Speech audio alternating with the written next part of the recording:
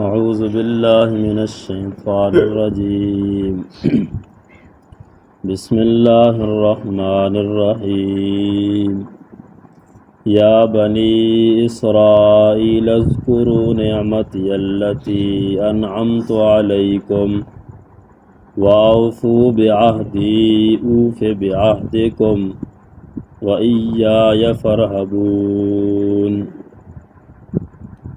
یا بنی اسرائیل، اے بنی اسرائیل، اذکروا نعمتی، یاد کرو میری نعمت، التی انعمت علیکم، جو میں نے تم پر کی، واوفوا بعہدی، اور پورا کرو میرا عہد، اوف بعہدکم، میں پورا کروں گا تمہارا عہد، وإیای فارہبون، اور مجھ ہی سے ڈرو۔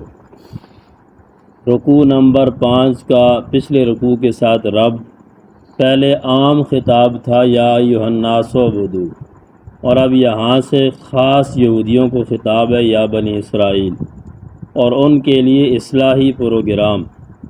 خلاصہ 2 چیزیں ہیں، بنی اسرائیل کے فرائض اور فضائل، ان کی کامیابی کے لیے 8 اوامر، 8 حکم اور 4 نواہی، 4 چیزیں جن سے منع کیا گیا ہے۔ یا بنی اسرائیل، اسرائیل حضرت یعقوب علیہ السلام کا لقب ہے۔ اسراء کا معنی بندہ اور ایل کا معنی اللہ، عبداللہ، اللہ کا بندہ۔ یا بنی اسرائیل یہ مقتضائے اول ایمان ہے، مقتضی اول، یعنی تم ایمان لاؤ۔ کیوں یا بنی اسرائیل؟ کہ تم یعقوب علیہ السلام کے بیٹے ہو، اور یعقوب علیہ السلام نے ایمان کی دعوت دی تھی۔ آیت نمبر 40 سے 123 تک بنی اسرائیل کے لیے کی اصلاح کے لیے عمومی پہلو کو مد نظر رکھا گیا ہے۔ اس پہلو کے سلسلے میں تذکیر اور ارشاد کے 5 طریقے اختیار کیے گئے۔ نمبر 1، یہودیوں کے باپ دادوں پر کیے گئے انعامات کا ذکر، ان کے باپ دادوں کی خباستوں کا ذکر، نزول قرآن کے وقت موجودہ بنی اسرائیل کی بدعمالیوں کا ذکر۔ ان کی بدعمالیاں تو ایک طرف رہیں، ان کے باپ دادا توحید بیان کرنے والے پیغمبروں کو قتل کرتے رہے اور ان کو جھٹلاتے رہے، اس کا ذکر۔ ان کے آباء و اجداد کا ذکر چھوڑو، موجودہ بنی اسرائیل کا یہ حال ہے کہ آخری پیغمبر صلی اللہ علیہ وسلم جب آ گئے تو یہ اس کو جھٹلانے لگے، حالانکہ اس کے آنے سے پہلے اس کی آمد کی خوشخبری دیا کرتے تھے۔ ان کی مخالفت کا ذکر۔ اصلاحی پروگرام۔ یا بنی اسرائیل بمعنی عبداللہ، اللہ کا بندہ اور اللہ کا چنا ہوا بندہ، اس کی مخلوق میں سے۔ اسراء کا معنی عبد اور ایل کا معنی اللہ، جیسے جبریل کا معنی بھی آتا ہے عبداللہ۔ معنی یہ ہوگا یا بن العبد الصالح، اے نیک بندے کے بیٹو، المطیع للہ، جو اللہ کی اطاعت کرنے والا تھا، کونوا مثل ابیکم، اپنے باپ کی طرح ہو جاؤ، فی متابعۃ الحق، حق کی اتباع میں، جیسے وہ حق بیان کرتے تھے تم بھی حق بیان کرو اور حق کو قبول کر لو۔ جیسے کہا جاتا ہے یبن الکریم، اے شریف آدمی کے بیٹے اپنے باپ کی طرح ہو جا، شریف بن جا۔ یبن الشجاع، اے بہادر آدمی کے بیٹے بہادر بن جا۔ یبن العالم، عالم کے بیٹے عالم بن جا۔ یا بنی اسرائیل، اے بنی اسرائیل، اذکروا نعمتی، پہلا امر، یاد کرو میری نعمتوں کو۔ یاد کرنے کا مطلب یہ ہے کہ اطاعت کرو، نعمتوں کو یاد کر کے رسول اللہ صلی اللہ علیہ وسلم کی اطاعت کرو، توحید کو قبول کر لو۔ اذکروا نعمتی، نصیحت اور احکام کے ذکر کرنے سے پہلے نعمت کا ذکر کرنا انتہائی مفید ہوتا ہے۔ کون سی نعمت؟ روحانی اور مادی، دونوں طرح کی نعمتیں، حکومت بھی دی اور نبوت بھی دی۔ وَإِذْ قَالَ مُوسَىٰ لِقَوْمِهِ يَا قَوْمِ اذْكُرُوا نِعْمَتَ اللَّهِ عَلَيْكُمْ إِذْ جَعَلَ فِيكُمْ أَنْبِيَاءَ وَجَعَلَكُمْ مُلُوكًا، جب اللہ نے تم بھی انبیاء بھیجی اور بادشاہ بھیجے۔ وَآتَاكُمْ مَا لَمْ يُؤْتِ أَحَدًا مِّنَ الْعَالَمِينَ، اور وہ انعامات جو کسی اور کو نہیں ملے، اگلے رکوع میں اس کی تفصیل آ رہی ہے، تو وہ ساری انعامات ان کو یاد کرو۔ اذکروا نعمتی، یہ دوسرا مقتضی ہے، کیونکہ انسان عبید الاحسان، احسان کا بندہ ہوتا ہے، انسان پر جو احسان کرے بندہ اس کا بندہ ہو جاتا ہے، تو اللہ نے تم پر انعام کیا، لہذا اس کے بندے بن جاؤ، اس کی توحید کو مان لو۔ التی انعمت علیکم، جو انعام میں نے تم پر کیا، واوفوا بعہدی، دوسرا امر، اور پورا کرو میرا عہد، یعنی جو عہد میں نے تم سے کیا ہے۔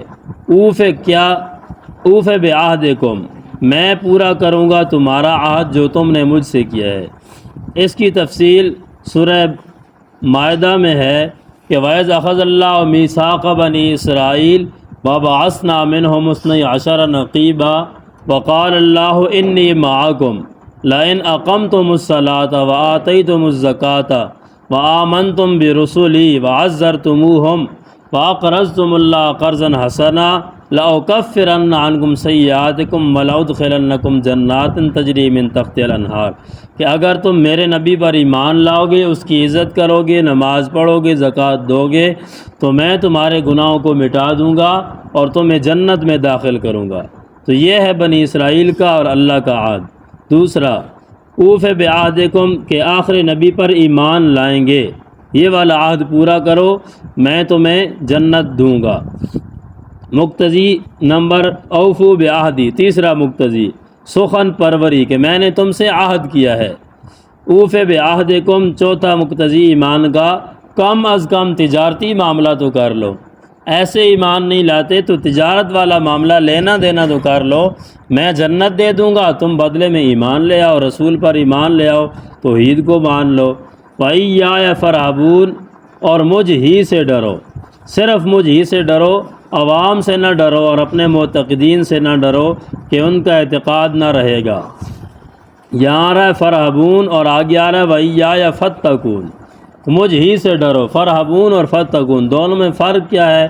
تو عبید اللہ سندھی صاحب فرماتے فرق یہ ہے، اگر ڈر ہو کہ نظر و نیاز ختم ہو جائے گی، نیاز نہیں ملے گی، تحفے تحائف نہیں ملیں گے، تو فَارْهَبُونِ، پھر مجھ ہی سے ڈرو۔ اور اگر یہ ڈر ہے کہ تمہاری سرداری چلی جائے گی تو فَاتَّقُونِ، پھر بھی مجھ سے ڈرو۔ اور فَارْهَبُونِ یہ مقدمہ ہے اور فَاتَّقُونِ اس کا نتیجہ اور ثمرہ ہے۔ وَآمِنُوا بِمَا أَنزَلْتُ، چوتھا امر، دعوت ایمان۔ وَآمِنُوا، ایمان لے آؤ، بما، اس کتاب پر، انزلتو، جو میں نے نازل کیا، یعنی قرآن، وہ کتاب جس کا مرکزی مضمون توحید اور ایمان ہے۔ مصدقا لما معکم، یہ ہے فضیلت قرآن اور جامعیت قرآن۔ وہ قرآن مصدقاً، جو تصدیق کرنے والا ہے، لما، اس کتاب کی جو تمہارے پاس ہے، یعنی تورات جو تمہارے پاس ہے، قرآن اس کی تصدیق کرنے والا ہے۔ کیسے تصدیق کرنے والا ہے؟ کہ تورات انجیل میں جو اصولی مسائل تھے، عقائد کے مسائل، توحید، رسالت اور قیامت، قرآن اس کی تصدیق کرتا ہے۔ جیسے خود قرآن میں ہے کہ اللہ تعالیٰ نے موسیٰ علیہ السلام کو تورات دی اور اس میں یہ فرمایا اللہ تتخذوا من دونی وکیلا، کہ میرے سوا کسی کو کارساز نہ بناؤ، کسی کی عبادت نہ کرو۔ لما معکم، یہ اشارہ ہے دلیل نقلی کی طرف کہ تورات میں بھی توحید کا بیان تھا اور قرآن میں بھی توحید کا بیان ہے۔ مصدقاً کا دوسرا معنی یہ ہے کہ قرآن مصداق ہے اس کا جو تمہارے پاس ہے، یعنی تمہاری تورات انجیل میں لکھا تھا کہ ایک کتاب آئے گی، ایک رسول آئے گا، اس پر ایک کتاب نازل ہوگی، تو یہ قرآن اس کا مصداق ہے، لہذا اس پر ایمان لے آؤ۔ وَلَا تَكُونُوا أَوَّلَ كَافِرٍ بِهِ، اور نہ ہو جاؤ پہلے انکار کرنے والے اس قرآن کا۔ وَلَا تَكُونُوا، یہ پہلی نہیں ہے، اور پہلی ضد یعنی کفر، ضد کی وجہ سے کفر نہ کرو۔ وَلَا تَكُونُوا، اور نہ ہو جاؤ پہلے کافر۔ اب پہلے کافر کا کیا مطلب؟ کافر تو اس سے پہلے بھی تھے، تو مطلب یہ ہے کہ باقی عوام کے کفر کا سبب نہ بنو۔ تم مولوی ہو، اگر کفر کرو گے تو عوام تمہیں دیکھ کر کفر کرے گی، تو تم ان کے کفر کا سبب بنو گے۔ پہلا ہونے سے مراد یہ ہے کہ کفر کا سبب نہ بنو۔ کیوں؟ علماء اور احبار اور رؤساء سردار یہ دوسروں کے ایمان کا سبب بنتے ہیں اور دوسروں کے کفر کا سبب بنتے ہیں۔ اسی وجہ سے رسول اللہ صلی اللہ علیہ وسلم نے ارشاد فرمایا کہ ان شر الشرار شرار العلماء، بدترین لوگوں میں سے بدتر وہ ہیں جو علماء ہیں۔ وَإِنَّ خَيْرَ الْخِيَارِ خِيَارُ الْعُلَمَاء، اور بہترین لوگوں میں سے بہتر علماء ہیں۔ اور یہی اچھا مطلب یہ ہے کہ دوسروں کے کفر کا سبب نہ بنو ورنہ عوام کے گناہ تم پر ہوگا۔ ولا تکونوا اول کافر بھی، پہلے کفر کرنے والے نہ بنو۔ ولا تشتروا بآیاتی، یہ دوسری نئی اور دوسری ضد دین فروشی، ضد کی وجہ سے دین اپنا نہ بیچو۔ ولا تشتروا بآیاتی، اور نہ بیچو اور نہ خریدو میری آیات کو ثمناً قلیلا، تھوڑے سے پیسوں کے بدلے میں، یہ تشترو کو بیچنے کے معنی میں ہے، اور نہ بیچو میری آیات کو تھوڑے پیسے کے بدلے میں، تھوڑے پیسے لے کر میری آیات کو نہ بیچو۔ کیسے نہ بیچو؟ تغییرہا و تحریفہا، ان کو تبدیل کر کے اور ان میں تحریف کر کے، اس میں رد و بدل کر کے، کچھ مسائل کو چھپا کر، کچھ آگے پیچھے کر کے، اس طرح غلط فتوے اور غلط مسئلے نہ بتاؤ۔ ثمناً قلیلا، تھوڑے پیسے کے بدلے میں۔ ثمناً قلیلا سے کیا مراد ہے؟ حسن بصری فرماتے ہیں ہوا الدنیا بحذافیرہا، دنیا اپنی تمام لوازمات کے ساتھ ثمناً قلیلا، پوری دنیا ثمناً قلیلا ہے۔ کل متاع الدنیا قلیل، دنیا کا سارا سامان تھوڑا ہی تھوڑا ہے۔ تو لہٰذا اب یہ اشکال ختم ہو گیا جو بعض کہتے ہیں تھوڑے پیسے نہ لو، ہاں زیادہ لے لو، تھوڑے نہ لو زیادہ لے لو۔ تو حسن کہہ رہے ہیں اور قرآن بھی کہہ رہا ہے دنیا ساری کی ساری قلیل ہے۔ قل متاع الدنیا قلیل، دنیا ساری کی ساری قلیل ہے۔ اور دوسرا معنی ثمناً قلیلا ہوا الریاسہ، وہ حکومت ہے اور وہ سرداری جو ان کی قوم میں قائم تھی۔ خافوا علیہ الفوت، جس کے فوت ہونے کا انہیں خوف تھا۔ لو اتبعوا رسول اللہ، اگر وہ رسول اللہ صلی اللہ علیہ وسلم کی اتباع کریں تو اس کے فوت ہونے کا انہیں خوف تھا، یہ مراد ہے۔ وَإِيَّايَ فَاتَّقُونِ، اور مجھ ہی سے ڈرو، پورے طور پر نتیجہ یہ ہے کہ مجھ ہی سے ڈرو۔ وَلَا تَلْبِسُوا الْحَقَّ بِالْبَاطِلِ، نہ ملاؤ حق کو باطل کے ساتھ، تلبیس نہ کرو۔ تیسری نئی ہے اور ضد سوم تلبیس حق، حق کو سچ کے ساتھ، حق کو باطل کے ساتھ ملاؤ نہیں۔ وَلَا تَلْبِسُوا الْحَقَّ، حق سے کیا مراد ہے؟ رسول۔ وہ اس طرح ملاتے تھے کہ جب ان سے کہا جاتا بھی رسول اللہ صلی اللہ علیہ وسلم کی صفات قرآن تورات میں موجود ہیں، اس پر ایمان لے آؤ، تو وہ حق کو باطل کے ساتھ ملا دیتے اور کہتے نہیں یہ رسول نہیں ہے، اس کی یہ صفات نہیں ہے، بلکہ یہ اپنی طرف سے صفات ملا کر گڑبڑ کر دیتے تھے۔ حق سے مراد قرآن یا عام ہے، دونوں رسول اور قرآن دونوں۔ حق کو باطل کے ساتھ ملاؤ نہیں۔ کیسے نہ ملاؤ؟ کہ جو لیس بواضح، بالمسئلہ واضح نہ ہو، ایسے نہ کرو۔ یہی معنی ہے حضرت علی کے قول کا حارث بن احوت کو، اے حارث انہو ملبوس علیک، تجھ پر شبہ ہو گیا، ان الحق لا یعرف بالرجال، حق مردوں سے نہیں پہچانا جاتا بلکہ مرد حق کے ذریعے پہچانے جاتے ہیں۔ یعنی حق یہ نہیں دیکھا جاتا کہ فلاں بڑا عالم یہ کہہ رہا ہے اس لیے حق ہے، بلکہ نہیں، وہ عالم اچھا ہے کیوں وہ حق بات کہہ رہا ہے، وہ فلاں بندہ بڑا زبردست آدمی ہے کیوں وہ حق بولتا ہے، وہ حق کہتا ہے، وہ سچ کہتا ہے، وہ قرآن بیان کرتا ہے۔ یہ نہیں کہ یہ حق فلاں بندے کی زبان پر ہے، فلاں شخصیت پرستی وہ نہیں کرنی۔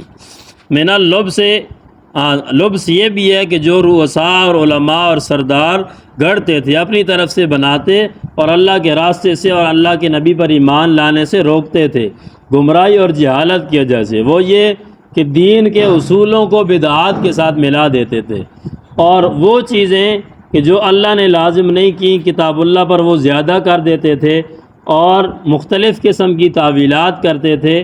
اپنے متقدمین، اپنے سے پہلے علماء کی باتوں کو اپنے اوپر لازم سمجھ لیتے تھے، اکابر کی باتیں، ان کے اقوال، ان کے ملفوظات، ان کی کتابیں، اس کو لازم پکڑتے اور اس کے مطابق فیصلے کرتے تھے، انبیاء کی کتابوں پر فیصلے نہیں کرتے تھے۔ اور عذر یہ پیش کرتے تھے کہ ہمارے بڑے علماء جو ہیں وہ انبیاء کی باتوں کو زیادہ سمجھتے تھے، آپ تم زیادہ سمجھتے ہو، وہ زیادہ سمجھتے تھے، ہم نہیں سمجھتے، تو وہ بہت زیادہ اتباع کرتے تھے اپنے بڑوں کی، اور اپنے سے بات جو ان کو بھی کہتے تھے بھی انبیاء کی بات کو چھوڑو، وہ مشکل ہے، وہ ہمیں سمجھ نہیں آتی، اپنے بزرگوں کی باتوں کو مانو۔ لیکن اللہ تعالیٰ نے ان کا یہ عذر قبول نہیں کیا اور کہا یہ لبس ہے، یہ تم حق کو باطل کے ساتھ ملا رہے ہو، حق انبیاء کی باتیں ہیں اور باطل تمہارے بڑوں کی اپنی طرف سے گڑی ہوئی باتیں ہیں، اس کو ملاؤ نہیں، اور حق جو تورات میں اب تک موجود ہے اس کو نہ چھپاؤ۔ اسی طرح اللہ قبول نہیں کرتا بعد والوں سے ترک کتاب ہی، اللہ کی کتاب کو چھوڑ دینا رؤساء کے کلام کی وجہ سے، اور یہ دلیل ہو ان کے پاس کہ ہمارے بڑے زیادہ سمجھتے تھے اور زیادہ علم والے تھے، اللہ یہ عذر قبول نہیں کرتا۔ فَكُلُّ مَا يُعْلَمُ مِن کتاب اللہ، ہر وہ چیز جو اللہ کی کتاب سے معلوم ہو اس پر عمل کرنا واجب ہے، جو خود ظاہر ہو واضح ہو اس پر عمل کرنا واجب ہے، اور جو معلوم نہ ہو تو اہل علم سے وہ پوچھ لو تاکہ پتہ چل جائے اور پھر اس پر عمل کرو، تو یہ کوئی عذر نہیں ہے۔ المنار والمان، معنی یہ ہے حق کو شبہات کی وجہ سے نہ ملاؤ، وہ شبہات جو تم سننے والے لوگوں کے سامنے پیش کرتے ہو، جو قصے اور کہانیاں اور خوابیں سناتے ہو اپنی عوام کو، اس کی وجہ سے حق کو نہ چھپاؤ۔ حاذ الخطاب وَإِنْ وَرَدَ فِيهِمْ، یہ خطاب اگرچہ یہود کے بارے میں ہے لیکن یہ ساری مخلوق کو تنبیہ ہے اور ایسا کام کرنے سے منع کیا گیا ہے۔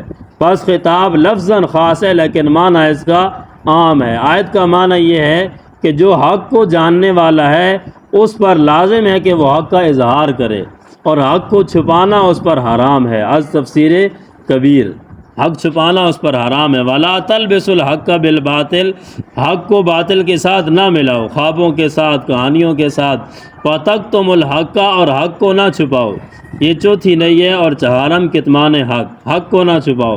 وَأَنْتُمْ تَعْلَمُونَ، حال یہ ہے کہ تم جانتے بھی ہو کہ تم حق کو باطل کے ساتھ ملا رہے ہو اور حق کو چھپا رہے ہو۔ از مدارک، حق کو نہ چھپاؤ اور تم جانتے بھی ہو۔